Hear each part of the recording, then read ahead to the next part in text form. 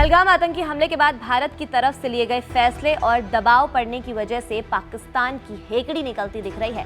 पाकिस्तान ने पहलगाम आतंकी हमले की तटस्थ और पारदर्शी जांच में शामिल होने की पेशकश की है। प्रधानमंत्री शहबाज शरीफ ने खैबर पख्तूनख्वा के काकुल में पाकिस्तानी सैन्य अकेडमी की सेना के कैडेटों की पासिंग आउट परेड को संबोधित करते हुए कहा कि पहलगाम में हुई हालिया त्रासदी निरंतर दोषारोपण के खेल का एक और उदाहरण है, जिसे पूरी तरह से खत्म किया जाना चाहिए। उन्होंने आगे कहा कि एक जिम्मेदार देश के रूप में अपनी भूमिका को जारी रखते हुए पाकिस्तान किसी भी तटस्थ, पारदर्शी और विश्वसनीय जांच में हिस्सा लेने के लिए तैयार है।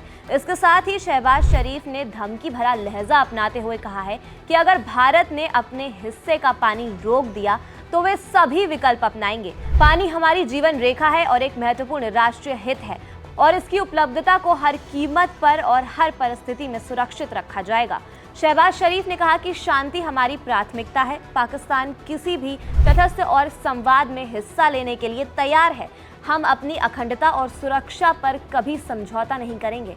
उन्होंने आगे कहा कि किसी को भी किसी भी तरह के झूठे आरोप के तहत नहीं रहना चाहिए, क्योंकि देश की रक्षा, संप्रभुता और अखंडता के लिए पूरी तरह से सक्षम और तैयार सशस्त्र बल किसी भी दुस्साहस के खिलाफ है।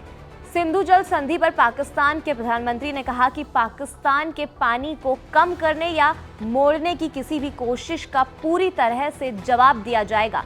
इससे पहले पाकिस्तानी नेता बिलावल भुट्टो ने कहा था कि सिंधु दरिया में या तो अब पानी बहेगा या उनका खून बहेगा। सिंधु दरिया हमारा है और हमारा ही रहेगा।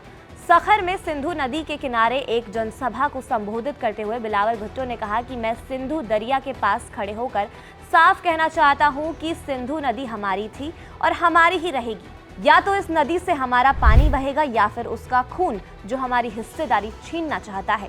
खैर, इस खबर पर आपकी क्या राय है, हमें कमेंट सेक्शन में जरूर बताएं और देखते रहें हमारा चैनल एबीपी लाइव।